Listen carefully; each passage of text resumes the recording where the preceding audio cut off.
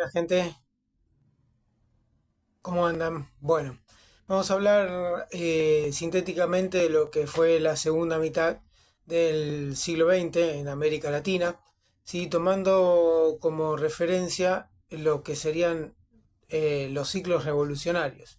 Habíamos visto que en la primera mitad del siglo XX teníamos la Revolución Mexicana, la Revolución Boliviana en el 52 y en esta segunda mitad obviamente está la Revolución Cubana, que es la que marca un antes y un después en la historia, digamos, latinoamericana y del mundo en general, sobre todo en el contexto en el que se da, en el contexto de Guerra Fría y de esa disputa que había entre Estados Unidos y la Unión Soviética, y la Revolución Sandinista en 1979 en un contexto muy particular para América Latina, donde la doctrina de la seguridad nacional estaba a pleno con el terrorismo de Estado, el terrorismo económico, y en el único país en el que la lucha armada logra tomar el poder es justamente en Nicaragua.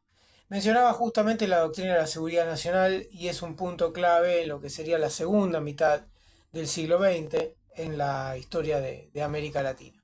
Dijimos, la Revolución Cubana marca obviamente un antes y un después, una revolución que no se mencionaba ni como socialista ni como comunista, sino que era más bien nacionalista, hasta que eh, cuando el, como es Fidel Castro, ante el avance de los Estados Unidos, ante la presión de los Estados Unidos y la invasión de los Estados Unidos en Playa Girón, lo que no salía, ahí es donde da a entender que la revolución cubana era una revolución socialista y había que defender justamente esa revolución.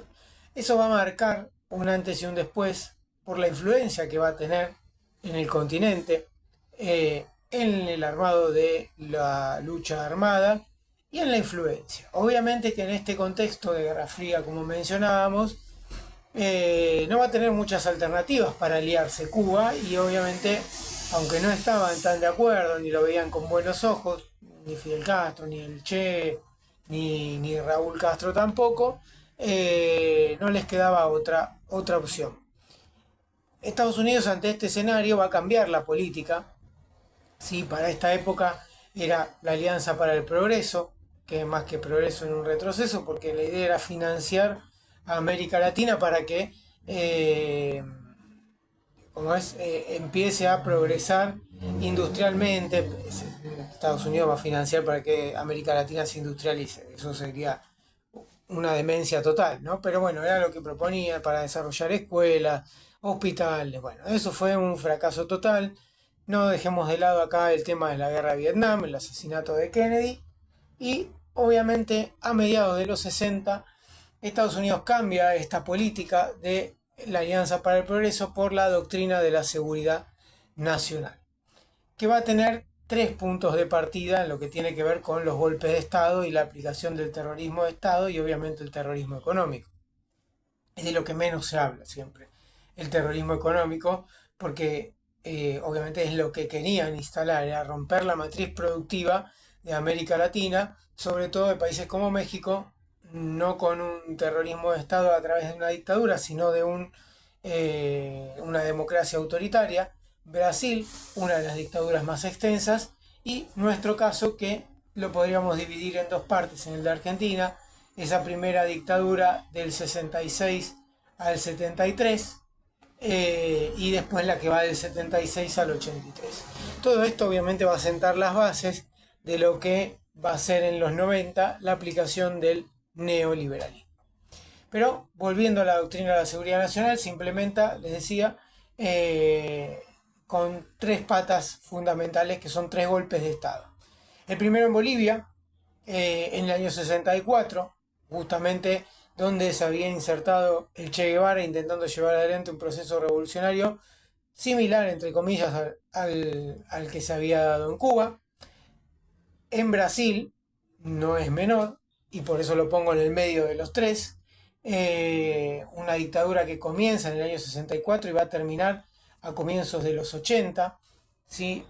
Una de las más extensas con distintos militares que fueron pasando y demás, pero bueno, estaba claro ahí que había que justamente interrumpir lo que era el país más poderoso de América Latina, por lo menos en materia económica, si se quiere, no así hoy en día futbolística, pero bueno, para ese momento y para este también, económicamente Brasil siempre fue una potencia.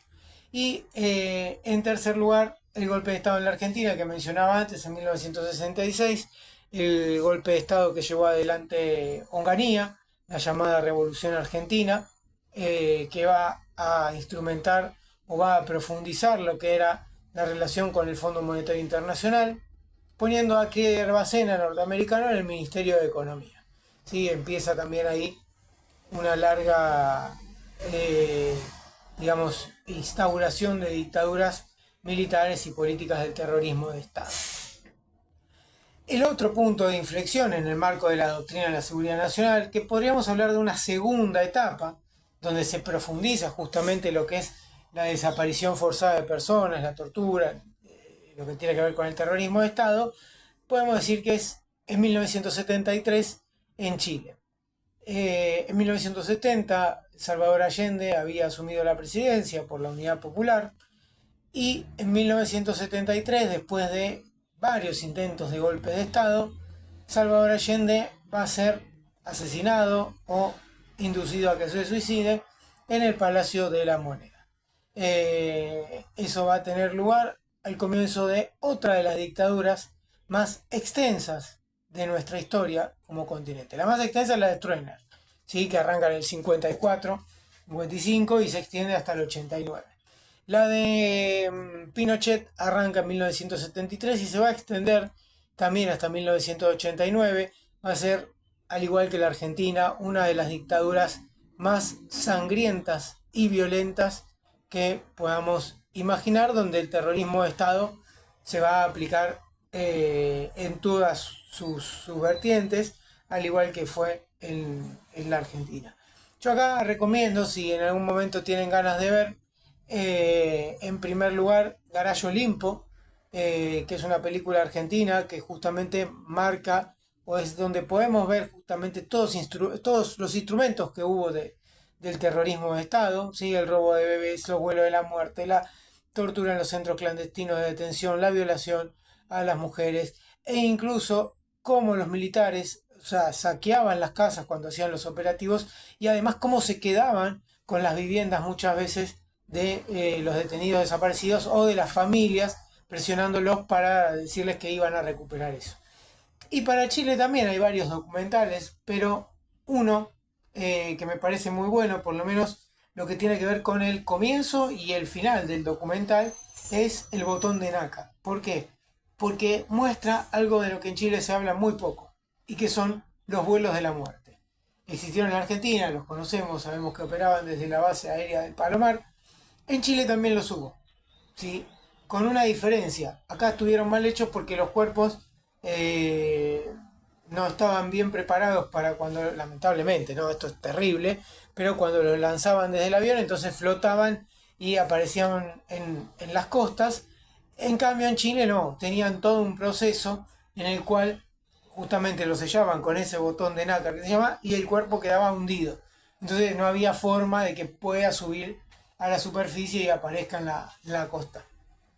Digamos que la dictadura de Pinochet fue terrible. Además, tuvo el apoyo, o dio el apoyo, mejor dicho, a los ingleses en el conflicto de Malvinas, y también hubo un conflicto previo con la Argentina por el canal de Beagle, en el cual Argentina y Chile estuvieron a nada de entrar en conflicto o en combate. Imagínense, dos de los seres más nefastos de la historia latinoamericana del siglo XX querían armar una guerra. Seguramente después ellos se sentaban a tomar algún, bueno, café no creo, ahí estaba Galtieri, que seguramente los iba a invitar con un buen whisky. Recuerdo siempre la tapa de página 12 cuando se murió Galtieri, que decía, solo lo va a extrañar Johnny Walker. Bueno, en estos años va a operar claramente estas políticas del terrorismo de Estado, terrorismo económico, ¿sí? En Nicaragua, como les mencionaba antes, se va a dar un punto de quiebre porque en el año 79, después de muchos años de lucha armada, el Frente Sandinista de Liberación Nacional va a tomar el poder.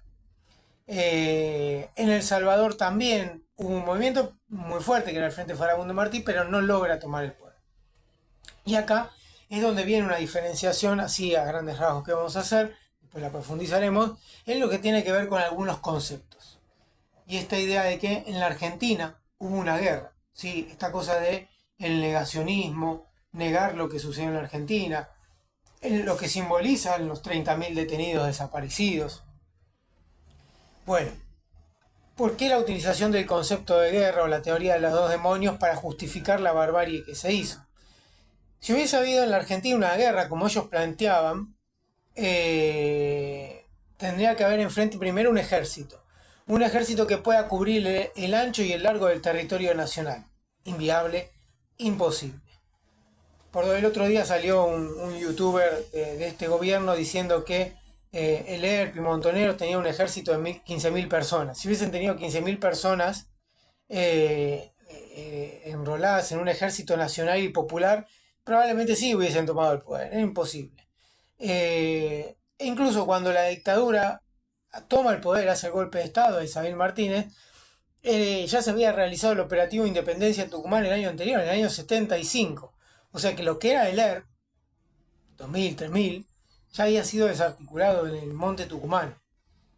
Y después quedaban algunas células de montoneros. Hablar de 15.000 personas en el ejército del ERP y de montoneros es un delirio cósmico que inclusive contradice la propia teoría de los 8.000 desaparecidos, porque si había 15.000, entonces tendría que haber por lo menos 15.000 asesinados, que fueron todos los que pertenecían a esos ejércitos. Bueno, es parte de ese delirio, de ese negacionismo que muchas veces tienen algunos gobiernos conservadores para negar lo que realmente sucedió. Pero ¿por qué el concepto de guerra? Porque en Centroamérica sí podemos hablar de guerra. ¿Por qué? Porque tanto el Frente Sandinista como el Frente Farabundo Martí eran un ejército a lo largo y ancho del país, ¿sí? El Frente Sandinista logra derrotar, entre otras agrupaciones que también colaboraron, a la Guardia Nacional de Somoza para tomar el poder. O sea, hay un enfrentamiento entre militares y el ejército del Frente Sandinista. Lo mismo sucedió en El Salvador, con la diferencia que en El Salvador lo masacraron a todos, ¿sí? Uno de los casos más emblemáticos en El Salvador es el cura Romero. Estaba dando una misa, entraron en la iglesia y entraron a los tiros y lo fusilaron a Romero y a otros tantos más. Así funcionaba estos aparatos. Podemos marcar alguna diferencia, ¿sí?, con lo que era México, Colombia y Venezuela, donde se instalaron democracias autoritarias. Ahí en México veremos más adelante lo que fue la masacre del Zócalo en la plaza de Tlatelolco. Bueno, Venezuela también. Y bueno, ni que hablar en Colombia, cuando ya después, hacia finales de los 70, principios de los 80, aparezca y se relacione todo con el narcotráfico. Esto es lo que tiene que ver con los 60, los 70, ¿sí? Y lo que tiene que ver también con la influencia de la Revolución Cubana en el marco de la Guerra Fría. Entramos en los 80, ¿sí? Y ahí el cambio de política en Estados Unidos, recordemos siempre que también en América del Sur se instrumentó el Plan Cóndor, que tenía sede en Paraguay, ¿sí?, donde estaba, comenté antes, la dictadura más extensa, que era la de Stroessner. En los 80 entramos en una transición hacia las democracias, ¿sí? Ya, digamos, el trabajo se había terminado, el trabajo de represión, tortura y demás, y había que cambiar ese modelo, había que dejar el autoritarismo militar y volver a un sistema democrático. Que eso sigue en el video que viene a continuación.